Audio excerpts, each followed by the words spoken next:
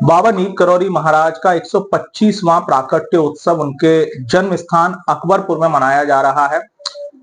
माघ शीर्ष अष्टमी को महाराज जी का प्राकट्य हुआ था। 28 नवंबर यानी कल अष्टमी है। महाराज जी के परिवार के जो सदस्य हैं वो यहाँ पहुंच रहे हैं दूर दराज इलाकों से।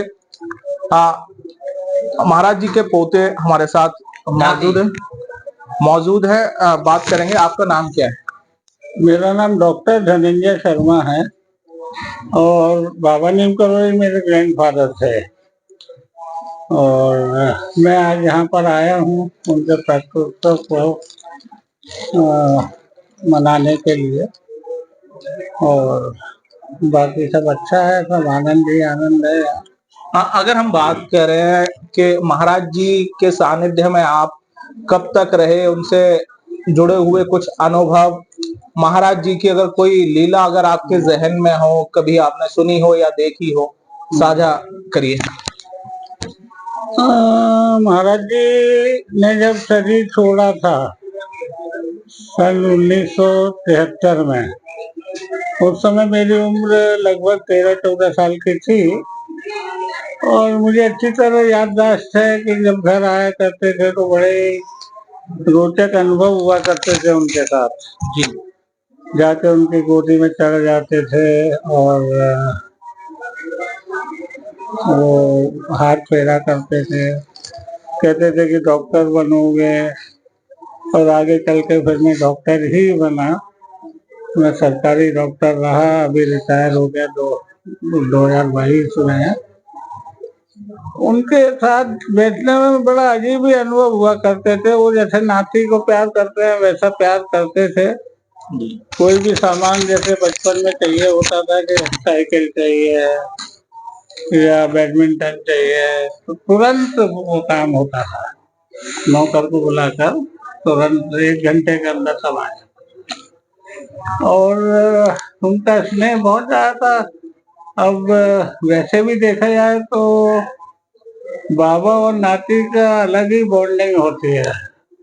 मेरे भी नाती हुआ है, मेरी बॉन्डिंग में ऑब्जर्व कर सकता हूँ क्या हुआ टेलर। तो इस तरीके का प्यार था महाराज जी से। जब उन्हें भगाना होता था तो पैसे निकाल के दे देते थे कि जा जलेबी खा के आ जा। तो बड़ी लीलाएं होती थी। साल में 1-2 बार तो मुलाकात हो ही जाती थी। मैं पढ़ता था भोपाल में, गर्मी की छुट्टियों में आता था तो महाराज जी 1-2 बार मिल जाते थे। तो उस समय महाराज जी कहाँ प्रवास कर रहे थे?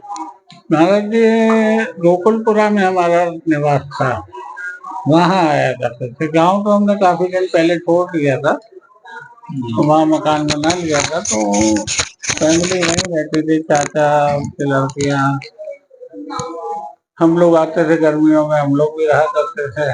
इस तरीके से बड़े मजे आते थे ना। जब वो थे तो ऐसा आ जाते थे तो एक घर में पूरा वातावरण ही बदल जाता था। और संस्मरणों में तो कई संस्मरण हैं। एक छोटा सा संस्मरण है कि एक दिन मेरे को बोले कि चलो अपन नूरी दरवाजे चलते हैं। तो गोकुलपुरा से राजा मंडी तक पहुंचने में करीब 200 मीटर होगा। तो धीरे धीरे जा रहे थे, इतने में एक रिक्शे वाला रोक लिया, बोले चलो बैठो इस पे। बैठ गए, बोले नूरी दरवाजे लेकर। तो बैठ गए तो फिर आए, राजा मंडी आया। तो राजा मंडी से एमजी रोड जाने में घाटी पड़ती है थोड़ी सी, तो घाटी में बोलते हैं उतर जाओ, तुम उतर जाओ। खुद बैठे रहे और वो भी उतर गए ट्रेन से, ले जा रहा है रिक्शा। तो जब एमजी रोड पे आ गए समतल पे, तो वहाँ 50 रुपए लेते हैं और उसको देते हैं कि तू ये पैसा ले और जा अपने घर जा।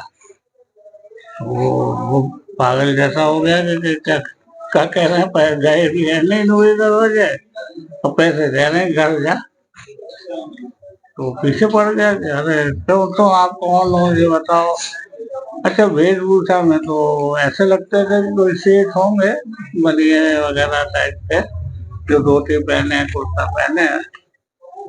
तो पीछे लगने लगा तो बहुत जोर से चिल्लाते थे, बोले तेरे कह रहा हूँ मैं, जा तू, तेरी बीवी बीमार है, तू इसका इलाज करा जाके। तो फिर वो किस तरह मान के भगा दिया।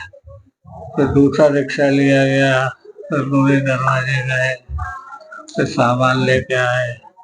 वो जब आते थे तो घर का सारा सामान भरते थे, नौकरों भेज देते, एक इतने किलो ये ले आओ, इतने किलो ये ले आओ। तो सब लोग जो है बड़ी उत्सव जैसी स्थिति होती थी घर पे। पर वो मालूम नहीं होने देने जो देते थे कि वो इतने बड़े संत है या हनुमान जी के अवतार है। और उनका बिहेवियर बिल्कुल नॉर्मल रहता था, जैसे बाबा का रहता है। हम लोग ताऊ बोला करते थे, मेरे पिताजी भी उनको ताऊ बोलते थे, हम लोग बच्चे भी सब ताऊ बोलते थे। अगर हम बात करें कि शरीर तो महाराज जी को आपने 13 वर्ष की आयु जब आपकी हुई उसके बाद उन्होंने शरीर छोड़ा अपना, शरीर भी साथ रहे, क्या अब ऐसा अनुभव होता है जैसे जो भक्त बताते हैं या फिर जो अनुयायी हैं महाराज जी के, क्या आपको ऐसा कोई अनुभव होता है कि महाराज जी बेशक शरीर यहाँ नहीं है लेकिन उनकी उपस्थिति आप लोगों के इर्द गिर्द रहती है? मेरे को तो कुछ ना कुछ दे के जा रहे हैं भाई, आप विश्वास करें, ये तो संसार है। मेरे मंदिर है मेरे घर में जी। वहाँ रोजाना फूल चढ़ाते हैं, पूजा करते हैं, वाइफ और मैं है पूजा करते थे। 3 महीने पहले क्या होता है कि फूल इकट्ठे हो जाते हैं, छोटे समंदर है, तो एक महाराज जी का विग्रह रखा हुआ है और बाकी देवी देवताओं के सब फोटो है, महाराज जी के द्वारा लाई हुई प्रतिमा है हनुमान जी की, तो वो सब हमने लगा रखा है। तो वाइफ 4-5 दिन सफाई करती है वहाँ जी। तो एक दिन सफाई करी तो वहाँ पर उनके पीतल का विग्रह था, उसके पैरों पे एक रुद्राक्ष मिला। अब न मैं रुद्राक्ष कभी लाया, न वाइफ लाई, न मुझे अट्रैक्शन है रुद्राक्ष का, तो मिला रुद्राक्ष। तो कहाँ से आया, हमने प्रकट किया है और कोई इसका आंसर नहीं है, क्योंकि मेरे घर में मेरे मंदिर में किसी का आना नहीं न जाना नहीं। वो फिर मैंने पहन लिया, ये पहने हो इसको।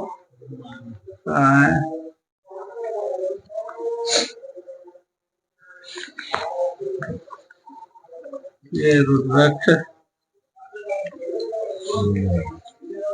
और इसकी तो और विचित्र कहानी है। अच्छा। ये तो महीने भर पहले की बात है। मैं रजनीगंधा खाता हूँ और बहुत खाता हूँ, तो सील्ड पैक रजनीगंधा के अंदर ये लॉकेट निकला।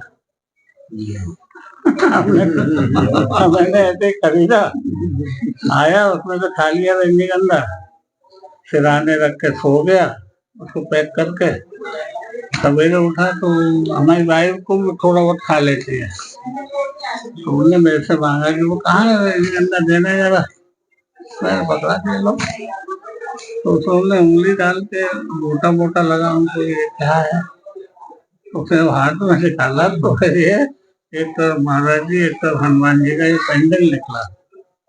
अभी कहाँ से आ सकता है, इसका कोई आंसर नहीं है। रजनीगंधा वाले के यहाँ धर्मपाल सत्यपाल ग्रुप ने भेजा होगा। और फिर मेरे ही पास भेजा, वो पाउच जो है मेरे पास ही निकला, औरों के पास भी निकलना चाहिए था।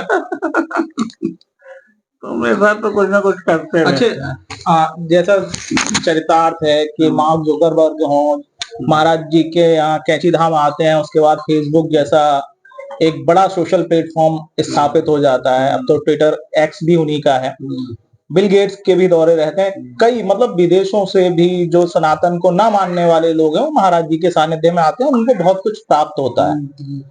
क्या क्या कभी आप लोगों के संपर्क में ये लोग आए हैं, क्योंकि आप परिजन हैं उनके, महाराज जी की तीसरी पीढ़ी है? हम लोगों ने नहीं कोशिश करी कभी किसी को मिलने की या को उनसे महाराज जी के से लाभ उठाने की, हमें क्या करना है, हम तो इसी में मस्त हैं। कभी उन लोगों ने इच्छा प्रकट किया कि महाराज जी के परिजनों से हमें मिलना खबर चाहिए? मिलेगी तो जरूर आएंगे। आज भी जितने भक्त हैं उनको ये नहीं मालूम कि महाराज जी के परिवार है।